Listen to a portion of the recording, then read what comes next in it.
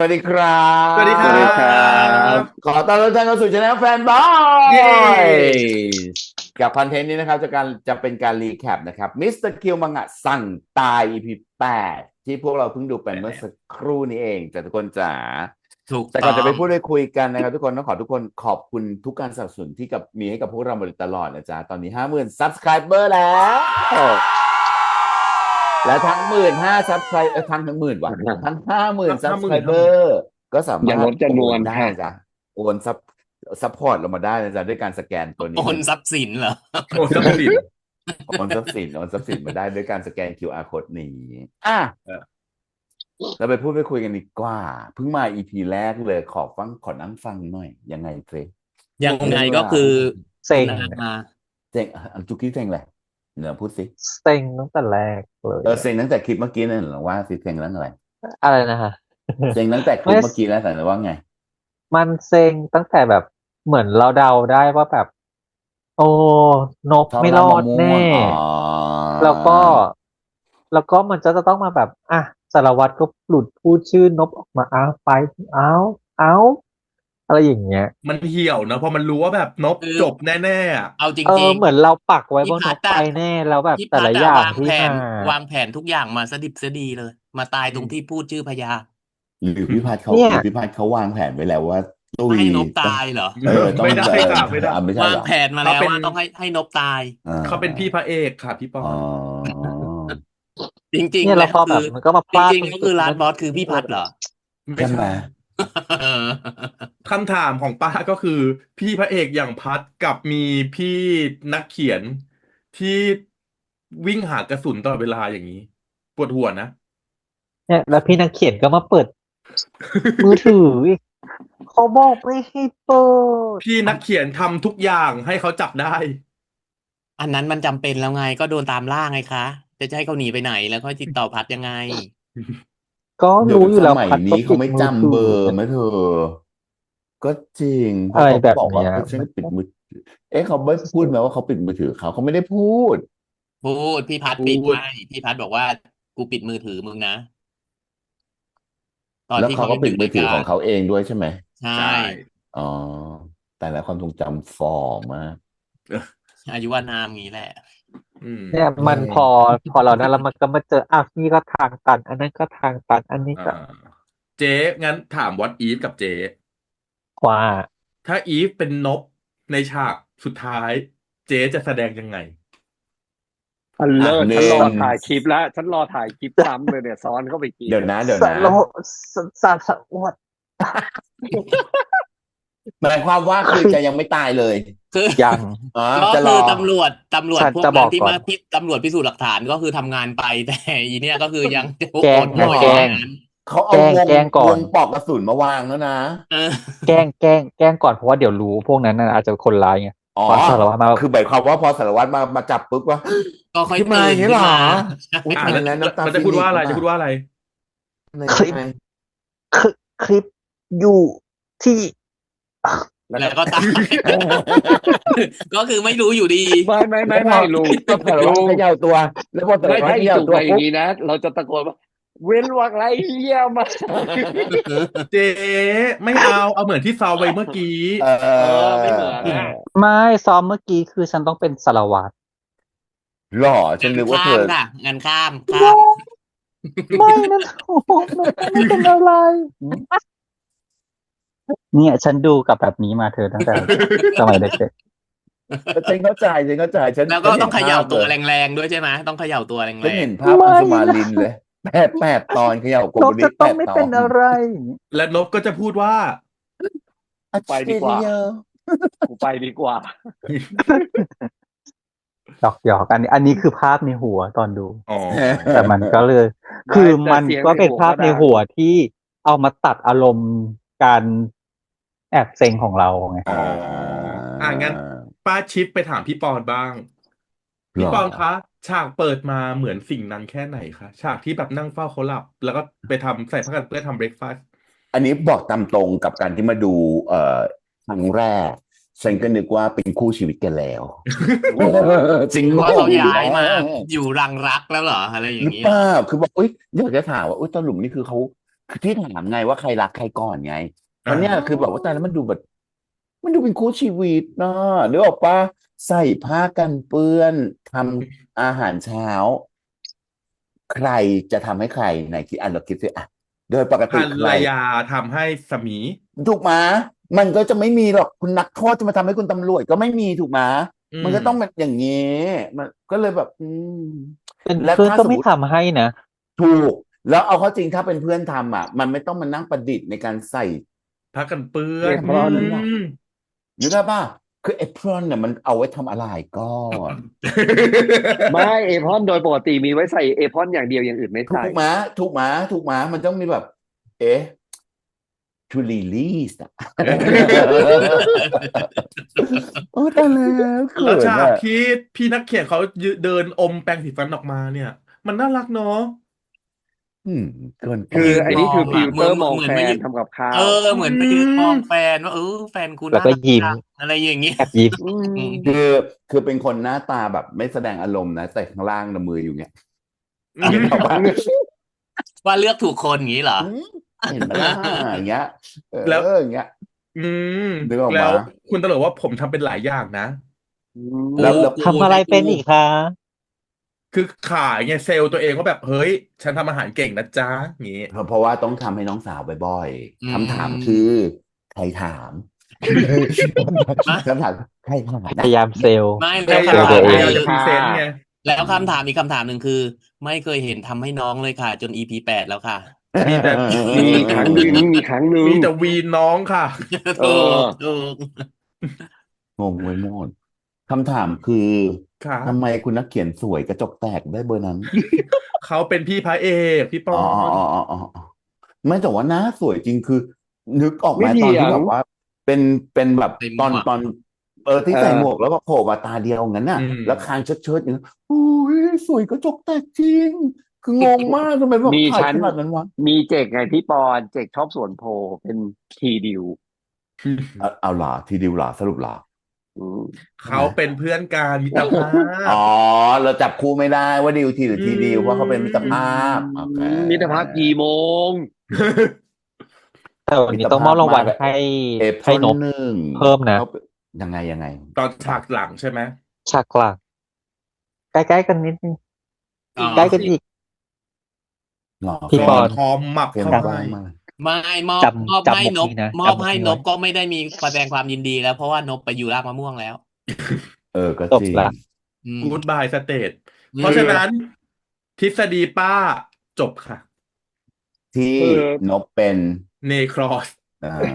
ไป อยาก แล้ว รู้ว่า จบทุกทฤษฎีที่เกี่ยวกับนบเลย ตอนแรก เออ เราบอกว่า จบ น หม บ ด ก็ เล เป็น ย หนึ่งในเหยื่อนบก็เป็นนู่นเป็นนี่อย่างงี้ไม่มีเลยสรุป เรียบร้อยกู๊ดบายสเตทแกลดแล้ว นบเป็นแค่บอดี้ค่ะ ตามบอดี้เลยอ่ะ เพราะฉะนั้น ตอน ตอน นี้ นี้ เริ่ม ตอนนี้ เริ่มอยากรู้นิดนึงก่อนว่าเนื่องจาก อืม ว่าตกลงเนี่ยสาเหตุที่นบตุยเนี่ย เพราะว่าคุณสารวัตรเป็นคนบอกเองใช่ไหม ฉันว่าอาชัยวัฒน์นั่นแหละเก่ อ่า ง ใช่ ไม่เพราะว่าอย่างที่เราได้ยินพร้อมๆกันตอนรีแอคนึกออกไหมว่าไปบอกชื่อเขาเสร็จเนี่ย น่าจะหลุดหรือสลิปมากกว่าไหมเข้าใจว่าเพราะ ไม่ ว่า หรอ ไม่ ก งั้ ถึ น ง อะ ต่อ อยู่ดีๆ ลุ เธ ง อ อะ จะ ไร มา ลุงคิดว่าต่อให้ไม่หลุดตรงนั้นน่ะ ยังไงก็ตุย อืม เพราะว่า อืม เพราะว่า ไปหา พัด อา บอกว่า ปุ๊บ ให้ เรียบร้อยเลย ให้เอาคลิปไปให้คุณอาไง อืม ก็คือยังไงก็คือคุณอาต้องจัดการแน่นอน แล้วคืออาเนี่ยตำแหน่งใหญ่ขนาดนั้นนะมีคลิปอยู่ที่ตัวนบอ่ะอาควรจะปกป้องนบอ่ะต้องถ้าอาเป็นคนดีจริงๆอ่ะต้องกันนบออกมาแล้วอาต้องเป็นคนแบบส่งเองหรือไม่ก็แบบส่งทางอื่นอ่ะ ไม่ใช่ให้น มัน บขับ ไม่ รถ แล้ว ไป บางที อ่ะ มันต้อง ตา ได ม เรกมันต้องโทรมาหาได้แล้วเนาะป้าเนาะว่าเดี๋ยว อื ฉัน ม ผมจะให้ลูกน้องเอาหลักฐานไปให้อะไรอย่าง คื งี้ อ ก็ว่า เอ ไป อ อันเนี้ยมันเป็น question ที่มันทำให้เราแอบรู้สึกเล็กๆว่าสุดท้ายแล้วเนี่ยมีโอกาสเป็น last boss ด้วยเงื่อนไขคือการส่งไฟล์หรือใดๆก็แล้วแต่อะมันเขาเรียกอะไรมันไม่มีความจำเป็นต้องส่งแมนนวล อืม หรือ อัน เอา นี้คือ ตำไดเสียบแล้วมาส่ง คือแบบมึงโบราณไปหรือเปล่า แล้วคือไม่มีแบ็กอัพเลยอ่ะนึกออกปะคือให้ เอน บ อ ถือไป ซึ่งไฟ อ่ะ ล์มันควรจะถูกส่งไปแบบเป็นดิจิตอลไปแล้ว เพราะฉะนั้นมันก็ควรจะส่งเข้าโทรศัพท์ตึ้งตึ้งตึ้งตึ้งตึ้งตึ้งตึ้งไปได้มีหลักฐานขึ้นข่าวใด อืม ๆแต่แบบนี้ยังแบบโอ้โหคอนเวนชั่นแนลสุดดีมึงไม่ต้องมานั่งกระดาษควันเนี่ย มันก็เหมือนตั้งแต่ที่พัดบอกไอ้นบเอาไปให้นั่นแหละ อืม คือมันส่งส่งหน่วยราชการหรือเปล่าเข้าโท มั ร นเลย ศัพ ต้อง ท์ แบ ให้ บ กันก็ได้ไง มันส่ง ราชการอาจจะบล็อกหรือเปล่า ไม่เกี่ยวค่ะ ส่งหลัก โทร ฐาน ศัพท์ ส่ง ค่ะ ไฟ ส่ง ล์ ใน ได้ ไลน์ก็ได้ค่ะ ไฟ อื ล์น่ะ ม มันเป็นดิจิตอลฟุตพริ้นท์นะจุกี้มันใช้เป็นหลักฐานได้ครับ จริ ถู ง ก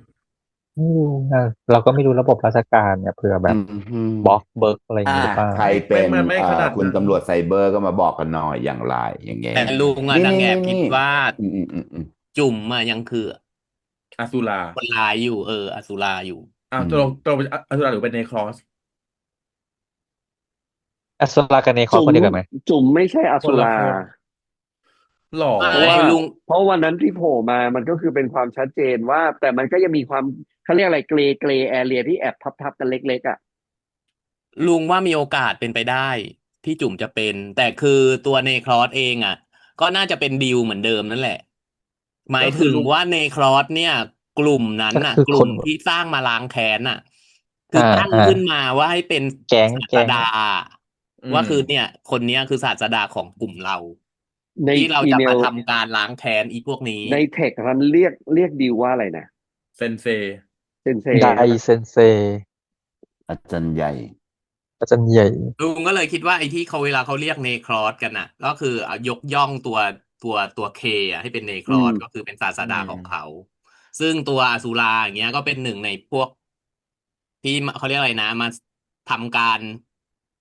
เขาเรียกอะไรล้างแค้นอ่ะ ร่วมกันกับอีคนอื่นๆที่มีส่วนร่วมอะไรอย่างเงี้ย ที่ตุยไปในก่อนEP ก่อนๆอย่างเงี้ย คนร้ายใน EP ก่อน คือถ้ายังเอาเคอยู่ในสมการของการเป็นเนคอสอะแล้วตีจะไหวเหรอถ้าสุดท้ายมาแล้วอะ คือ ๆไม่คือเป็นเนครอสแต่ไม่ได้เป็นคนร้ายไงเจกเป็นเนครอสในฐานะศาสดา ไม่ เป็น ถ้านั้น อ่า มันเป็นไปได้อยู่แล้ว ถูกไหมล่ะเพราะจริงๆแล้วสตอรี่มันถูกไลฟ์มามันถึงทั้งหมดจนกระทั่งแม้กระทั่งไฟนอลอันเนี้ยก็ยังมา เขาก็ เอา ยังให้ ให้ ยกย่อง ให้ อยู่ ได้ อ่ะ เซนเซอยู่เลยไงถึงได้ถามไง ใช่ไงก็ ไม่ เลย แน่ ลุง นะ ก็ เจ เล ก ยคิดว่าคนร้ายตัวจริงที่เป็นคนฆาตกรน่ะเนาะก็คือจุ๋มตัวละครจุ๋มอ่ะชื่ออะไรแล้วนะ ทัน พัด ทัน ทัน ทันชื่อก็คือทันน่ะ ก็คือทันน่ะ คือเป็นตอนเนี้ยคือทันคือตัวการใหญ่สุดตอนเนี้ยคืออสุรา ทันสะกดยังไงอ่ะ ทอทงแม่นากาศนอนู เหรอ ทันที่แปลว่าเดือนธันวาเหรอ ไม่ทันที่แปลว่าลงโทษ ลงทัน ลงทันเหรอ ไม่รู้ คืออย่างนี้ ไม่เคย คืออย่างนี้ สเปล อยากรู้ว่าเขามีแรงจูงใจในการฆาตกรรมคืออะไร ใคร อันไหน ฆ่า เพิ่ง เขา มาอันไหนถึงมา คือหมายความว่า คือสมมุติว่า คือ ถ้า มันมีคดีที่ชื่อว่าคดีไทย Investment ซึ่ง อืม ทำให้ประชาชนเยอะแยะมากมายเนาะและนักธุรกิจเยอะแยะมากมายที่ตอนนั้นล้มในระนาดเลยในวิกฤต อืม เศรษฐกิจอะไรเงี้ย แล้วก็ทุกศพที่ถูกฆาตกรรมพี่ปอนเป็นบุคคลที่เกี่ยวข้องกับคดีนั้นทั้งหมด เช่น ทนายที่พลิกดำเป็นข่าวในคดี อืม นักกา นั ร ก เมือง การ ที่ เมือง โก ที่โก ง ง นักบัญชีที่ นั แต่ ก ง บัญ บัญ ชี ชี ที่แต่ง บัญชีที่เป็นคนแต่งบัญชี อืม แล้วก็คือคนที่ตายคนที่เขาเรียกว่าแพ้ในคดีนั้นก็คือบุคคลในครอบครัวของฆาตกรที่อยู่ในเรื่องเนี้ยทั้งหมด อืม บุคคล ก็ ที่ คือ เกี่ยวข้องใน ดิวก็เป็น เรื่ ดิ อ ว ง ก็เป็นหนึ่งในนั้น เป็นหนึ่งในเหยื่อ เป็นหนึ่งในครอบครัวของเหยื่อ ดิ อื ว ม ก็คือตัวพ่อของดิวอ่ะ เป็น พ่อเป็ ผู้ น บริ แพ้ หารเนาะ เป็น เป็น ผู้ ผู้บริหาร ผู้ ที่ จัดการอะไรอย่าง เป็น เงี้ย ผู้จัดการที่ถูกโยนมาว่าเนี่ยเป็นคนผิด คนแต่ง เป็น บัญ คน ชี คนแต่งบัญชีว่าพ่อของดิวอ่ะ เป็นคนแบบ เป็น ทำ ค ให้ น เป็น ทำให้ไทย อย่างนี้ Investment นะเป็นอย่างนี้ อืม ใช่จ แล้ว น ก็ ต้ คือ อง มัน มา มี วา ฆาง ตก ยาร คนหนึ่งก่อนหน้า ดิ นี้ ว ที่โดนจับได้ก็คือเหมือนกันก็คือเป็นลูกของคนที่โดนใส่ร้ายในคดีนี้เหมือนกัน อืม แสดงว่ามันมีฆาตกรหลายคน ไม่ คื รู้ คือ ยัง คน ไม่ ห ได้ นึ่ง เฉ อะ ล ที่ ย แบบ คือมีคนหนึ่งที่จับได้ว่าลงมืออะไรเงี้ย แล้วก็ ใช่ ถู แล้ว ก ก็ ถู สาก ร ตัด ภาพเอง สา ด้ ร วย ภาพ แล้ ว่าว ทำ ว่า ถูก เป็น ตัด คน ตอนไป ทำ ใน เอ คุ ง ก ถูกตัดตอนในคุกพี่ปอน เพราะว่าแต่ว่าพอไปสืบมาคือคนนั้นนะคือคนที่แบบเป็นหนึ่งในลูกของเหยื่อในคดีไทย Investment อืม แล้วก็ตัวพ่อของสารวัตร เอ เนี่ย อ เป็นตำรวจที่เขาบอกว่าเป็นตำรวจเลวที่ ในยุค ทำ นั้น สำนวน นี้อะไรเงี้ย ก็เลยอยากรู้ว่าอีแรงจูงใจของฆาตกรที่ฆ่าอีพวกเนี้ยคืออะไรไง อืม อื น่าม จะล้างแค้นแหละ ก็คือตามล้าง ล้า แค้ ง น แค้น อืม ให้ครอบครัวเหยื่อ ซึ่ง ในคดีนั้น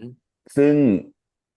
ก็คือคนที่เขียนคือมังงะหนึ่งใน เรื่องนี้เหยื่อใช่ เค ใช่ อะเขาเคมันเขียนเพื่อที่มันจะระบายความในเขาเรียกอะไรนะ มันไม่เชื่อในกระบวนการยุติธรรมอีความกแล้วอ่ะแค้นของมันอืมเองอ่ะแต่วิธีระบายของมันคือระบายออกมาเป็นการ์ตูนการ์ตูน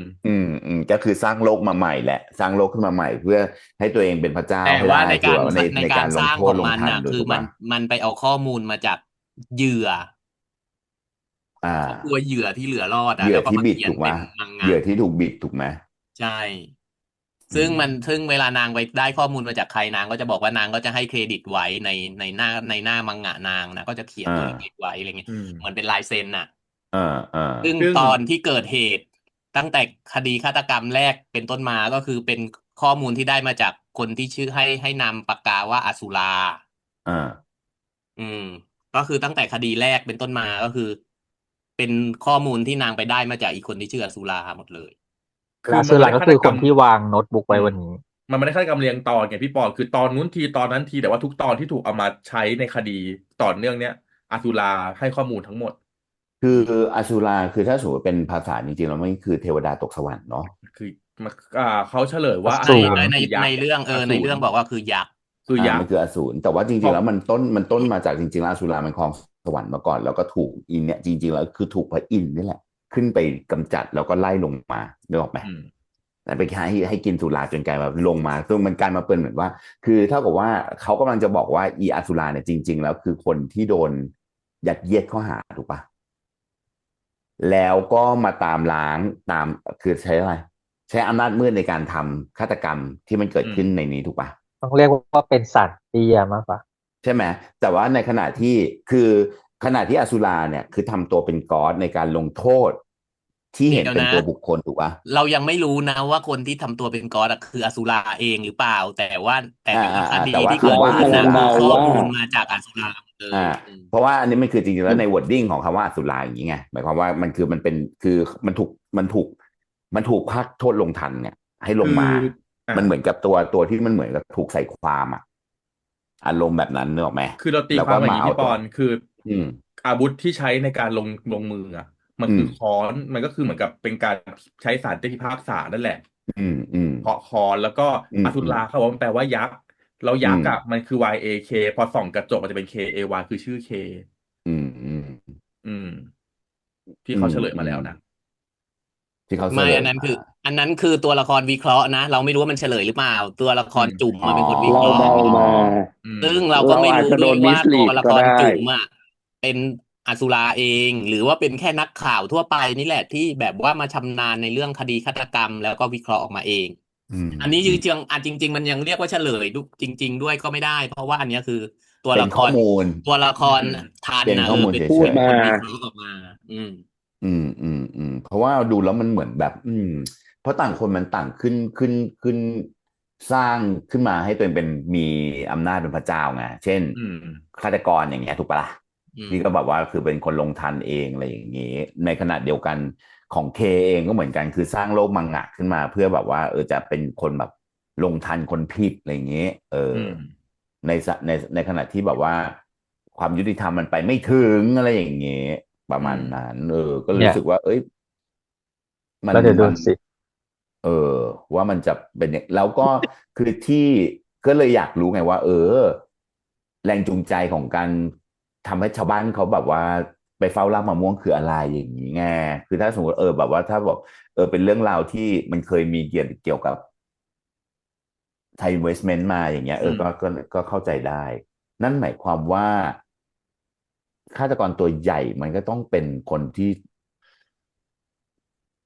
ก็ต้องรู้เรื่องราวเหล่านี้ด้วยถูกฆาปะตกรในไทใช่ยอินเวสเมนต์น่ะอาจคือเอ็นน่าจะอินเป็นอีกฝั่งหนึ่งที่ตามเก็บอีพวกนี้แหละเนี่ยอ่าทำเก็บอ่าข้ออ่ามูลตามฆาตกรรมไอ้พวกฆาตซึ่งกรที่โดแฉนจับไปอะไรอย่างเงี้อ่ายที่แชอ่าร์อะไรอย่างเงี้ยซึ่งเราเนี่ยอ่ะแล้วเนี่ยแอบวิเคราะห์กันเอาไว้พี่ปอในพีที่แล้วว่าอาชัยวัฒน์เนี่ยน่าจะเป็นเหยื่อคนสุดท้ายที่เนครอสจะทอืมำเพราะว่าอาชัยวัฒน์ตอนนี้จะเป็นผบตรแล้วก็เราอ่ะแอบมองว่าถ้าแบบพ่อของพ่อของสารวัตรอ่ะเป็นคนทำเป็นตำรวจชั่วจริงๆทำคดีจนพ่อเคจะต้องคิดสั้นจริงๆอะไรเงี้ยมันก็ดูเป็นรักในรอยแค้นไปอ่ะเราอืมก็เลยคิดว่าอาชัยวัฒน์นี่แหละเป็นคนทำแล้วโยนความผิดทั้งหมด ให้พี่ไปให้พ่อให้สาวพี่ตัวเอให้งให้พ่อให้พ่อของ สารวัตรใช่พ่ออืพัมดแล้วตัวเองก็กลายเป็นตำรวจน้ำดีขึ้นมาทำภาพขึ้นมาเป็นตำรวจน้ำดีขึ้นมาอะไรเงี้ยอืหรือเปมล่าคือถ้าไม่แล้วเนี่ยเราจะมองว่าพอตอนเนี้ยแล้วพอเป็นนบปุ๊บใช่อืป่ะมแล้วก็เอาผิดไม่ได้อีกมันก็ก็เลยเลยมีความคุณคิดว่าใกล้เคียงตำรว่าวจคนนั้นก็หลุดรอดออกมาอีกเนี่ยมันอืก็มกฎหมายทำอะไรไม่ได้อีกแล้ว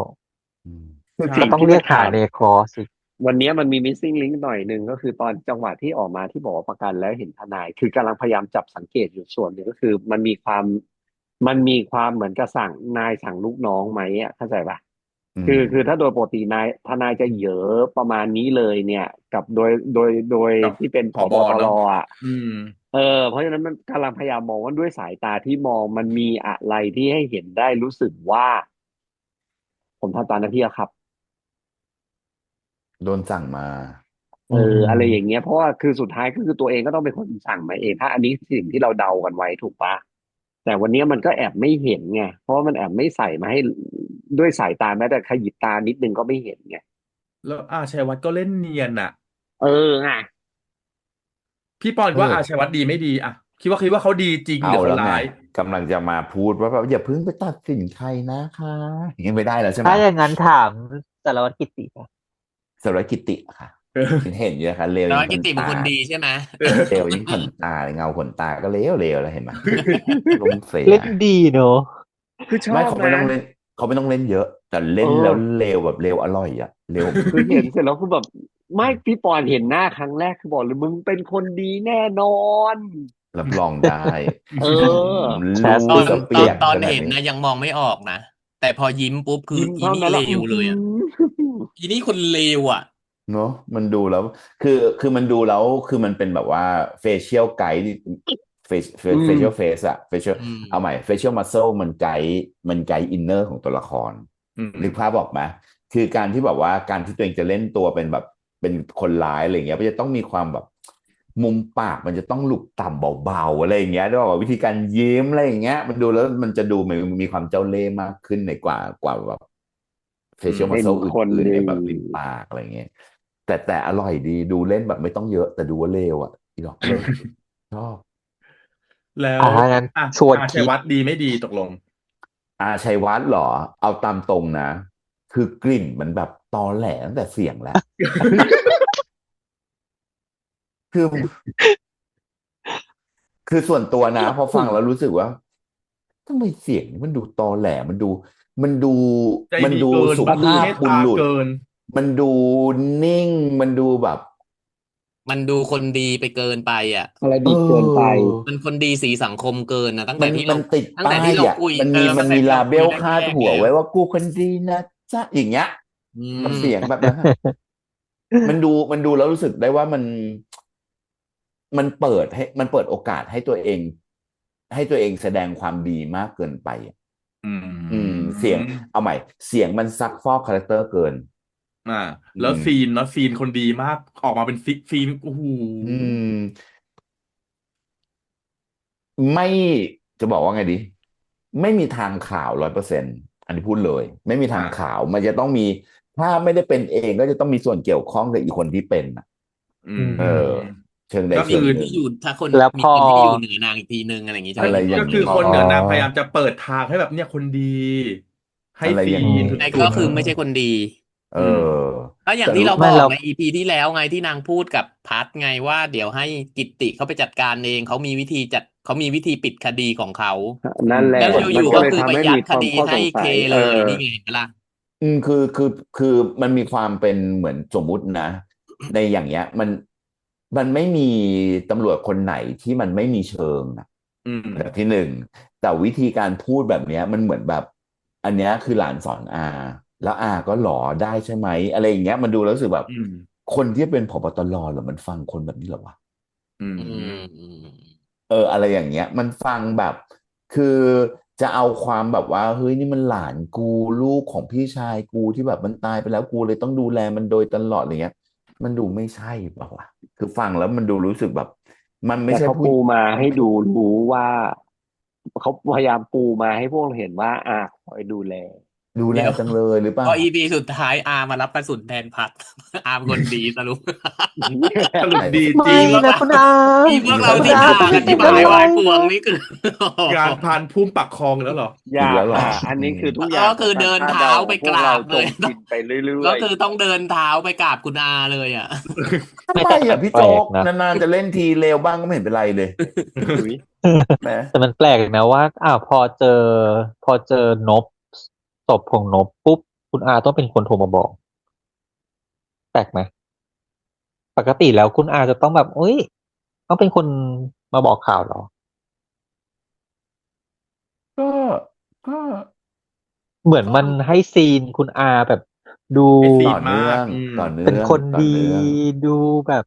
อะไรอย่างเงี้ยเกิ อำ น นวยหลานเหลือเกินนี่ อะไร เนี่ย อ ฟา ย่าง ติ นั้ ลิ น อย่างนี้ใช่ไหม อื แล้ว ม ก็อย่างว่าแหละก็ ถ้า ดู เรา ที่ เรา เอา ม มา อง ไม่ ถ้าเรามองในเหตุผลว่าเขาเป็นอาหลานนะอ่ะก็มีโอกาสที่เขาจะบอกได้ไงว่าเรื่องของห อ๋อ ลาน มีโอกาสเลวใช่ไหม ไม่ใช่ หมายถึงว่าที่จะเป็นคนโทรมาบอกหลานนะถ้าเขารู้ข้อมูลมาอ่ะ เพ มัน ราะ เป็ ว่าน อันนี้คื เป็ อน เป็น คน ค ข น องห ที่แบ ลา บ นน่ะ ตำรวจเป็นคนส่งมาหลาน เป็น ส่ ค ง นของ มา หลานบอกหลาน แล้วก็บ ซึ่ อง ก ก็ หลา มี นว่าเจอแล้ว คือ นะ ถ้าเรามอง แต่ ใน ว่า มุมที่เราไม่รู้เราสมมุติว่าเราไม่ได้วิเคราะห์อะไรเกี่ยวกับตัวละครคุณอาเลยแล้วเรา ก็ มอง จำ แต่ เป็ ด้วน ยหลั ต้ ก อง กา เป็ ร น เอาจ อา ริงๆ นั่ นะ นแหละแหละต้องบอกว่า อืม พอ สารวัตรต้องรู้ ตัว ก่อน สม นะ ก่อนถึงอา ว่า อืม ถ้าตาม จ ตา ริ ม ง โฟลว์ตา สาม รวัตร ตา คว ม รรู้ก่อน ตามมามันคือ อย่าลืมนะนี่คือคนในสายตัวเอง เพราะฉะ มัน นั้น โด ลู น กน้อ สั่ ง ง ลูก พัก ทีม งานหรือเปล่าไง เอ ลูกน้อง อ ลูกทีม มันไม่ได้แบบถามว่ามีแค่นพคนเดียวอะที่เป็นแบบว่านั่นได้มันในทีมมันไม่ได้ทีมแค่นั้นไง คือแต่ส่วนตัวคือคิดว่าโนติสได้ก่อนแล้ว เพราะว่ายายกิตติเองนางก็จับตาดูนบตั้งแต่อยู่ในห้องประชุม อื ทีมแล้ ม วอะ ใช่ไหม อืม คุณกิ อื ติ ม ถ้าคุณกิติใช่ไหม อืม เอ ต้องส่ง อ คุณถา คือ ป เชื่อ ณี ว่า ไป น จั บ ด โด กาน ร โดนเฝ้าอยู่แล้ว โดนเล็งอยู่แล้ว คำถามคือชวนคิดละกันสมมุติว่าถ้าคุณอาเป็นคนร้ายจริง ๆ แล้วจะ อือ ไป หือ ในแนวอย่างที่ป้าบอกว่า เฮ้ อื ย ม เป็นเหยื่อคนสุดท้าย อืม แล้วเนี่ยกฎหมายทำอะไรไม่ได้เลย อืม พัดจะทำไง ส ฉัน นับ ว่า ส สุ นุ ด นเนครอสป่ะ อุ้ยแร ฉัน ง ว่าสุด มา ท้าย ก ศพคุณอา มันจะถูกแขวนประจานหน้าสถานีตำรวจด้วย ให้ อื มัน ม รู้ไปเลยอะ แล้วทีเนี้ยคือคดีมันจะต้องโดนรื้อ อนุสาวรีย์แห่งความชั่วใช่ไหมที่เขาเรียกใช่ ใช ป่ะ ่ อนุสาวรีย์แห่งก็ อี คื ค อ ดี อ่ะรถ ไทยอินเวสเมนต์อ่ะมันจะต้องโดนรื้อ อืม ใครจะเป็นคน คือ รื้ อั อ นนี้พัดนี่แหละจะเป็นคนรื้อ ตี อืม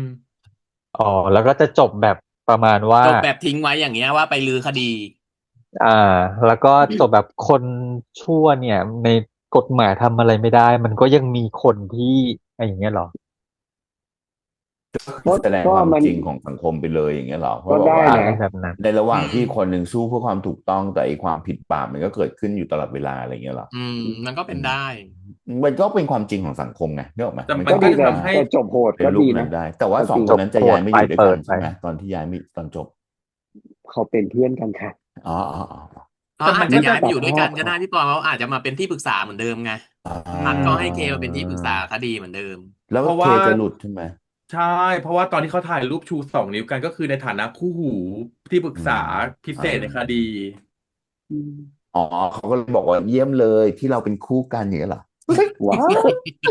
ฉันงงมาก คือ ฉันดูสารวัตรพัดมา EP ที่ 8 สารวัตรพัดก็จะถ่ายรูปท่านี้จริงๆเหรอวะ นี่ไงก็เลยบอกว่ามันเยี่ยมเลยที่เราเป็นคู่กัน ทำไมอ่ะป้าถ่ายรูปท่านั้น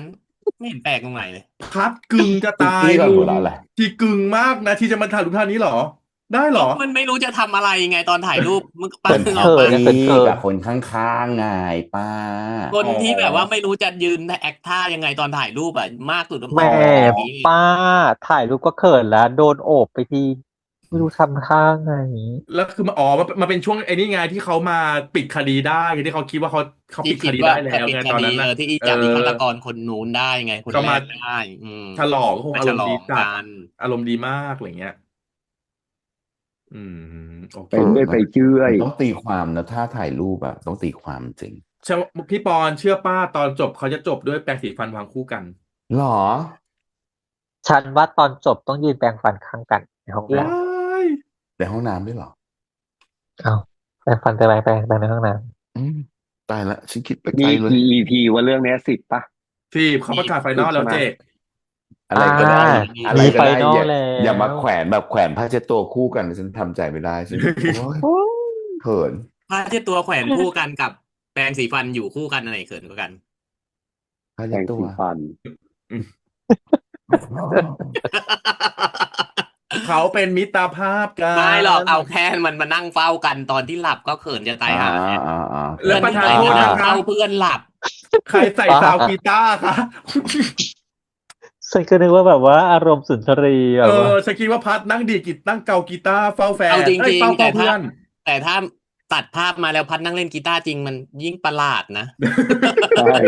คือมันยิ่งประหลาดนะ เอา เอา ดี ตรงๆนะงงหัวมากกับอะคูสติกกีตาร์ซีนนั้น มันดู แต่ แบบ มันส่งให้ กล่ พ อ ว ม กเรา แฟ ได้ น โอก ล่อ เค มละ แล้ มุ วน มากนะ ๆ ใช่ มันดูกล่อมแฟนละมุนไปเอาดี คือถ้าเกิดว่ามันตัดภาพมาแล้วเขานอนไม่หลับแล้วมาเกากีตาร์ยังโอเคนะ แต่อันนี่คือเขาหลับอยู่แล้วถ้าตัดภาพมาแล้วพัดนั่งเล่นกีตาร์อยู่มันก็แป เอ้า ลก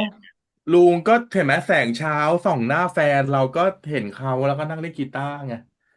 บทชมโฉม เนี่ยนะ ขนาดบอกมิตรภาพกูเห็นส่งกันฉ่ำ ๆ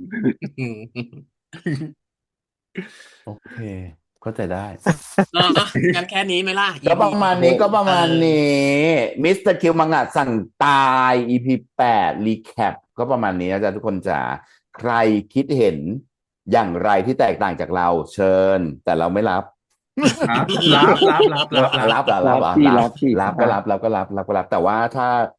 คนนี้กับคนนี้เขาเป็นแฟนกัน แล้วคุณมีคนเห็นต่างเราไม่รับใช่ไหมใส่สวนโพก็ไม่ติดนะ อุ้ยส่วนโพลเหรอได้เหรอลอง ได้ โพลไหน ฉัน ก็ ไม่ เหมื ติ อน ด กันขอให้เขาคู่กันพอ โอเค โอเค โอเคโอเค แล้วข ก็ อ ประมาณ อย่างห นี้ นึ่งได้ไหมคะ ขออะไร อะไร คะ คะ วันไฟนอล EP ขอเจเจเลโอ โอ้ยทำไมยังไง MC เหรอเจเจเลโอเหรอเจเจเลโอ ชอบ เจเจ เอา เจเจ ดี ครับ ๆนะ เจ เจก็ยอมแพ้นะคะคู่นี้ เออ เป็นคู่ที่บ้วนเก่งมา บ้วน ก เหรอบ้วนเก่งเหรอคุณนี่บ้วนเก่งเหรอ มาก เดี๋ยวเราไปดูกันซิว่าถ้าสมมติเรามีโอกาสเจอเขาจะบ้วนโมเมนต์ใส่เราไหม ก็อาจจะขาดถุยใส่เลยก็ได้นะพี่ ว้า บอล ย เราคิดว่าพี่จะเช็ดไหม อุ้ย ไม่ อุ๊ย พี่ปอขนาดเจเจเลโอยังเอาไม่อยู่เลยค่ะ คู่ หร นี้ อเนี่ยลองดูไม่เราก็ไม่ได้แบบว่าอยากเห็นโมเมนต์อะไรมากมาย แต่ก็อยากเห็นบ้างเนกอะ ให้มันชุบ กิบ ให้มันมีแบบความชุบชูนิดหน่อย อืม โอเคก็ประมาณนี้นะครับแล้วก็คิดว่าทุกคนที่ดูคลิปนี้ก็อยากจะไปดู Final EP กันเนาะ ถูก ใช่ไหม ต้อง ก็มาพูดมาคุยกันในใต้คลิปนะจ๊ะว่าแบบเนี่ยหนูกะว่าหนูจะสั่งอะไรหนูจะจองแล้วอะไรยังไงว่าไปหรือว่าไปเจอกันนะคะอะไรก็ว่ากันไปนะจ๊ะเอาล่ะวันนี้พวกเรา5 คนต้องขอบคุณทุกคนมากๆนะครับแล้วเจอกันอยู่คลิปหน้าจะเป็นคอนเทนต์อะไรฝากด้วยนะครับ แต่วันนี้ไปกันก่อนนะ สวัสดีครั สวั บ สดีครับ สวัสดีครับ บ๊ายบาย ใช่